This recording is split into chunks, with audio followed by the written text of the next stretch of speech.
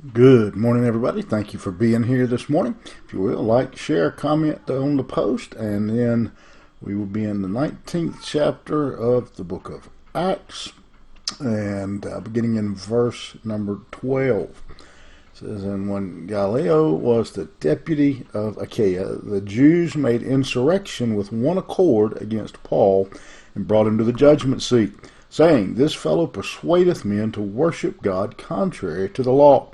When Paul was now about to open his mouth, Gallio said unto the Jews, If it were a matter of wrong or wicked lewdness, O you Jews, reason would that I should bear with you.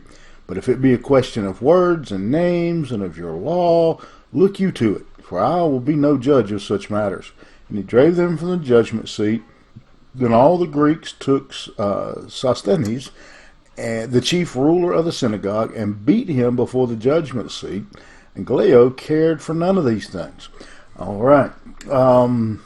Interesting little piece of the story that goes on there.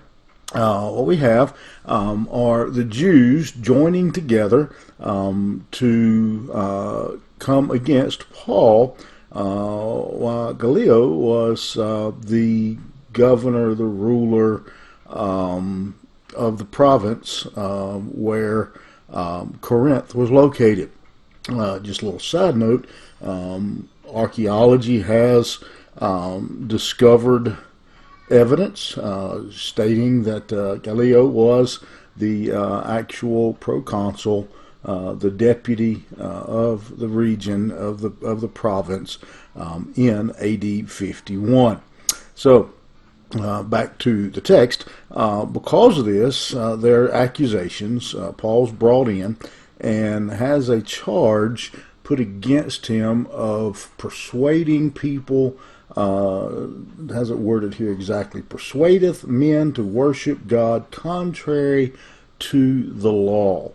And so he is brought before the judgment seat, or the tribunal, which again is the place where the ruler would sit to give out their judgments. And again, archaeology has determined, found these things, and has discovered the place most likely where this took place. But again, that archaeologist continues to prove Scripture. Not that most of us had any question, but it does. It's good when we have that evidence to show to others. And well, what they're trying to do here is to put Christianity against the government, against the law. And so he's hoping that they're hoping. I think they knew that if they just come in and said we're Jews and we don't like them, that wouldn't work. The Romans didn't care. But by the way they worded it, they made to throw in he's persuading people to worship God contrary to the law, and so they're trying to make this a Christianity versus Rome issue instead of a Christianity versus Jews issue. But Gallio sees through that. He doesn't take any concern to what they're doing. He understands, he sees clearly that this isn't about their concern about Roman law. This is a family squabble, if you will. And so he says, I'm not getting in on it. He hadn't done anything against Rome. He hasn't broken any Roman law. And so, basically leave me alone. And so, basically, sends them on their way. And then, I guess as a warning to keep them from coming back with something else, they take what it calls the chief ruler here, the synagogue, and they beat him.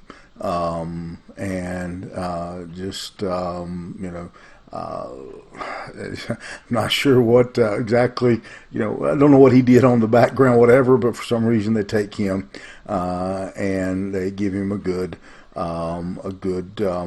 whooping. Maybe he was the ringleader of this plot. Who knows? But again, what we see here is just once again, we see God taking care of Paul in unusual ways. He uses a Roman proconsul, a Roman deputy, a Roman ruler. Again, the district ruler of the area where Corinth was.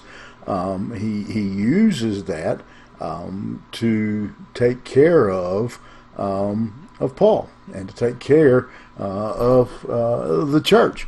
And not only takes care of Paul, but shames the Jews and their leader who had stirred them up. And again, it's there's,